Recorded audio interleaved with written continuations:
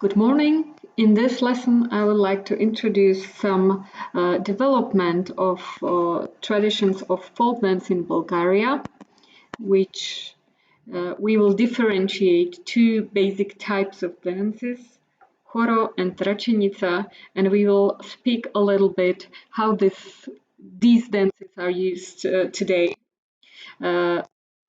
The first point of this presentation is that folk dance is pretty much alive among Bulgarians.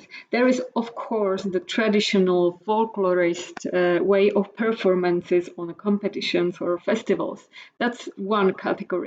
But on the live folklore side, we can see how every congregation of people, either it's a town festivity or a wedding or a celebration of I don't know, Christmas or birthday, these all occasions are usually connected with some collective dances which were based on this folklore pattern. The first type of dance, it's called horo. Literally, it means people, hora. And this type of dance, it's a circular dance where people holding their hands and making either a circle or a snake, which is just moving around this public space. This type of dance used to be widespread across the whole Europe, and it goes even further to Asia. But in many regions, like in Central Europe, these dances were slowly abandoned and overlaid by pair dances. But in the Balkans, these type of dances are the most popular. Very much often you can meet those dances even since you just visit quickly those countries. We can see those dances in Croatia, Serbia, Montenegro, Bosnia, but also Romania. So not only Slavic-speaking countries, also Romania, Greece, Turkey, and we can meet those dances also across the Black Sea in Caucasian countries like Georgia. And we know these type of dances are very popular in Israel or in Yemen and other Middle Eastern countries. And of course, you maybe know those countries also from Great Britain. In Muslim areas or areas of Caucasian, those dances are separated. So males are forming one dancing circle and females other one. They do not touch each other, but they dance the same steps. In Bulgaria or in general in the Balkans, where Islam is not the strongest religion, we can meet the mixed circles. These dances are based on irregular dance rhythms, as you can see in a slide. For Central European, it's quite difficult to learn those, but you learn these dances very easily. Children from very young age are connected into the circle and they are motivated. Just hold hands and try your best. And that's how you learn those dances. Usually, even foreigners learn this way. Those dances can be, as I told, in the circles danced, or they at the festive professional performances. They are very often performance like this in a row, so everyone can see the difficult steps. Further in this presentation, I'm using videos from professional ensembles, and they also use this form of dance, very often dancing front with their front to the public so everyone can see. But it's not the traditional way how those dances supposed to be danced. This rounded shape of the dance has its meaning, like no one is first, no one is last, but with a slow elaboration and professionalization of this type of dancing, of course, there is completely different shape where the circle is not closed, and the first dancer who is actually leading the line usually is the most skilled dancer, and he's able to provide the difficult moves like kicking legs to the air and jumps.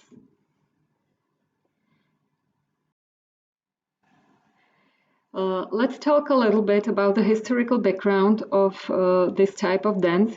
It used to be a general type of dance for the whole village, and it was even overemphasized during the Ottoman rule period, where this was one occasion once in a week after the Sunday Mass, where people can congregate and share something together. So it was pretty much connected with this idea of resistance against Ottoman rule and the collectivity of the Christians together, which in Bulgaria's case, Christians were not necessarily ethnically Bulgarian. So when this period is explained by Bulgarian scholars, very often it's highlighted this Bulgarian self-awareness, this national self-awareness, which stem from this type of Sunday dances. But in fact, when we see some critical remarks on that matter, it was rather manifestation of the Christian identity or confessional identity rather than ethnic, which for a long period was pretty blurred in this area.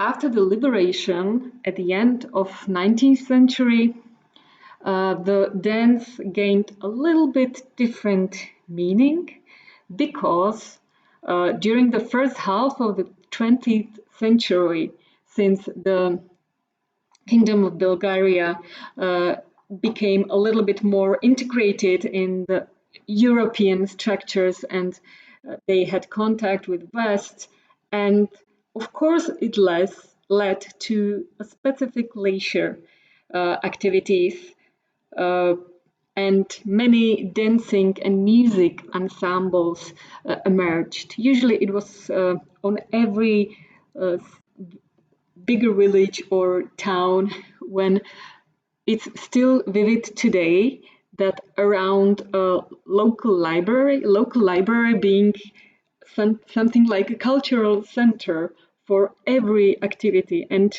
necessary part of a local cultural activity is always dancing. So almost every village library has a tiny dancing group which is invited for any occasion, any collective occasion in the municipality. And second new thing was that those folk songs and dances turned out to be part of school education. They were included like in every celebration of the school, and also once a week, I think it was Friday, these were danced in front of the school. So even like every children at those times know how to dance those and how to dance various types of choras. It's not only one step variety.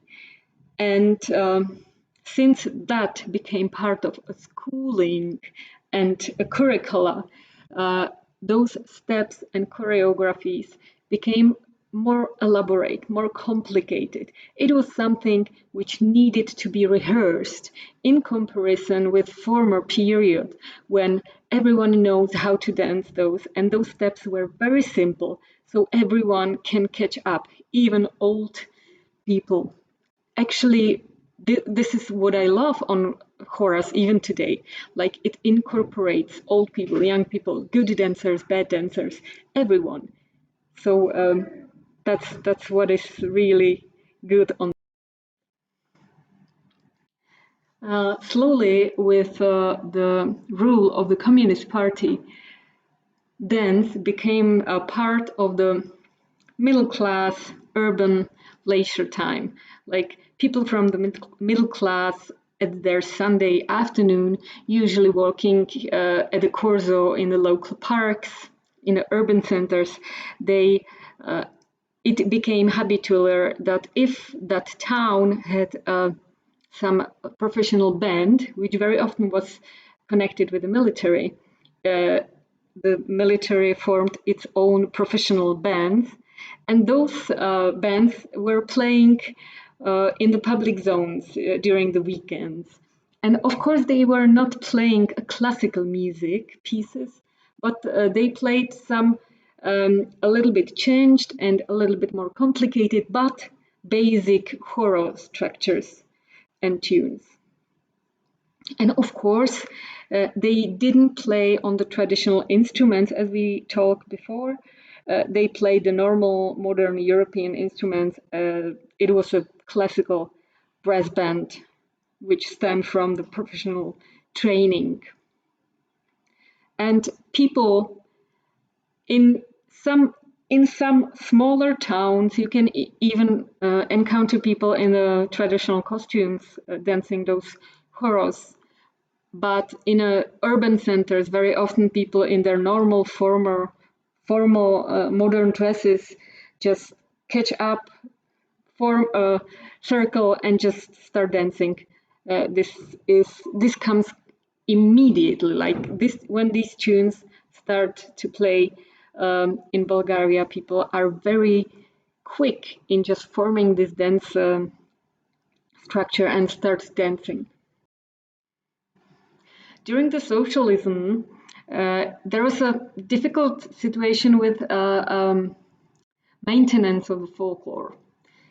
Most of the folklore performances, like dances, were somehow formed and built upon religious events, either Sunday Mass or festivities. And during socialism, exactly those festivities, at least in the 50s, that was the strongest rejection of any religious events. These events just disappear, and people remembering that period mention very often that they lost also this collective dancing and they miss it. Of course, the socialism brought their own alternative set of festivities, and slowly they started to incorporate the folklore dancing in those festivities. But from the point of view of folklorists, that was such a misused form of those traditional forms that they didn't want to focus on it anymore, the local Bulgarian folklorists. And of course, so during socialism, there is a specific type of grouping which was supported publicly, and these were amateur art activities. And under this label came various dance groups, which mostly was formed by children or youth. And these dances were rehearsing the choreographies stemming from the traditional dances. At the same time, at the universities and the high school, there was formed the first programs of professional folklore musicians and also dancers. The situation is very similar as with professional players on instruments. It's that you can really study a specific branch at the conservatory or at the university, and it's folklore dance. You are really just choosing this career of became a professional folklore dancer, and this is a career where which quite a lot of people do in Bulgaria, because every festivity has to have some dancing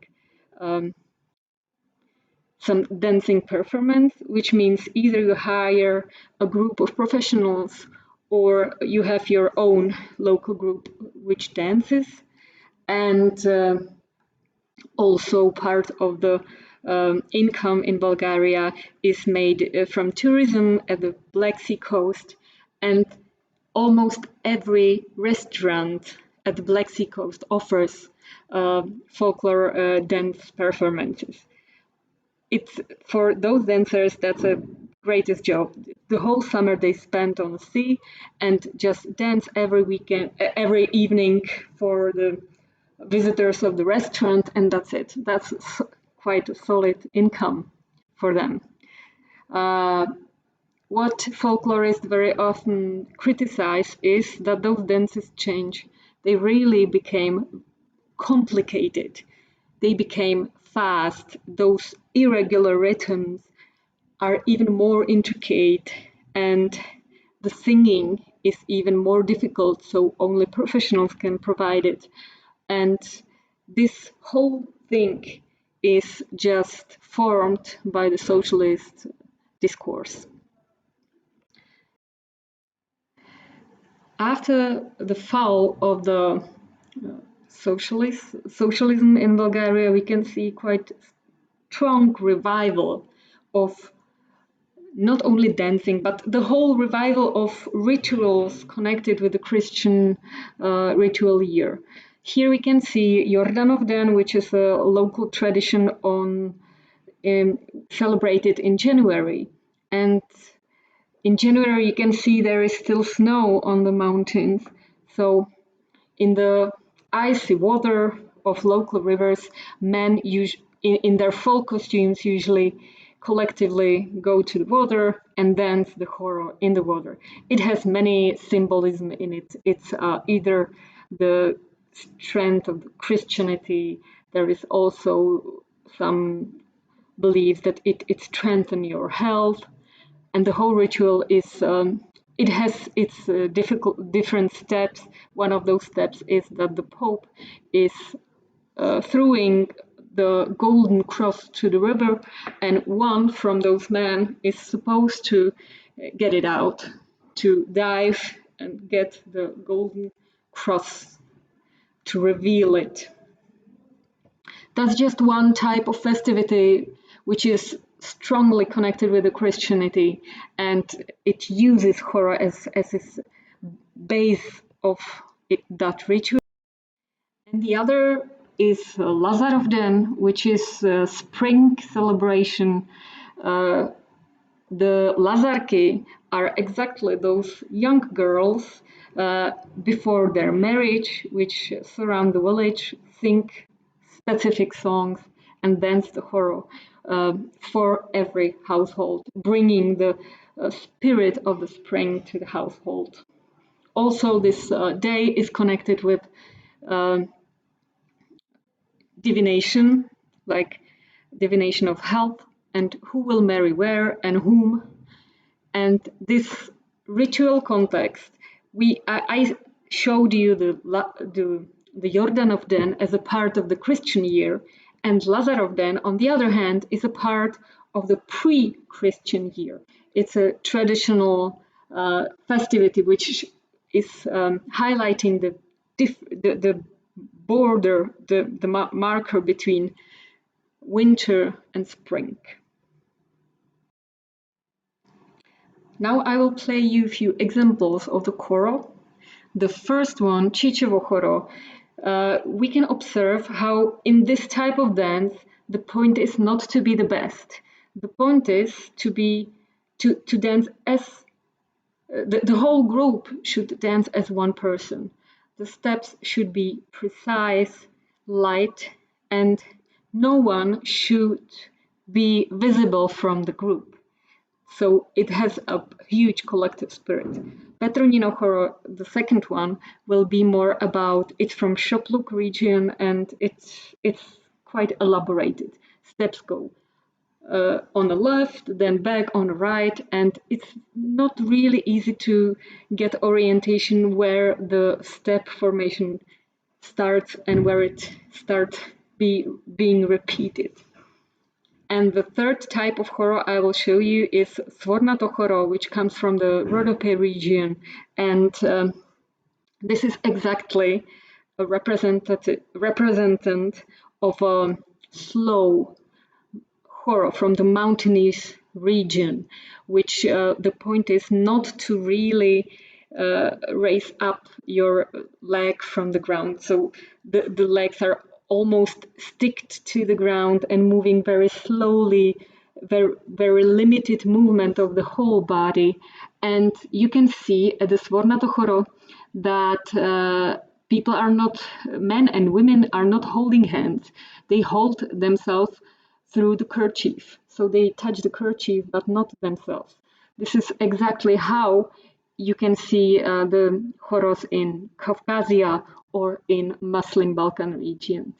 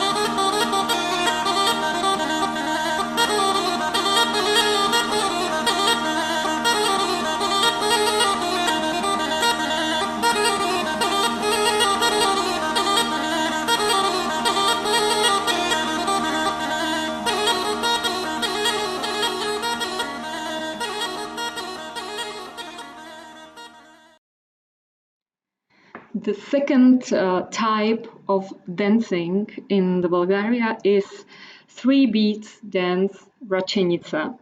It is a competitive dance. It is danced either by a couple, where a girl dance against a boy and they trying to show the best from themselves.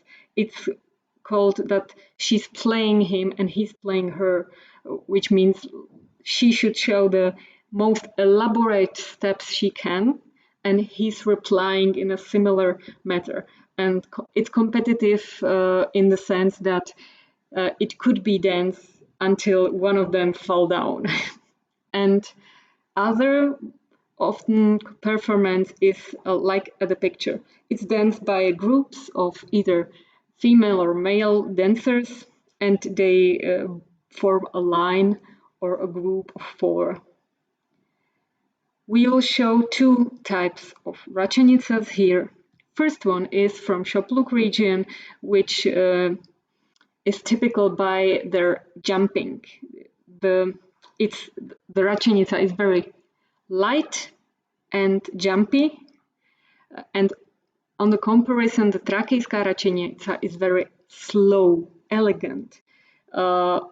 You can see the flow of the dance. It's actually Trakijska Rachenica is really one of my favorite ones.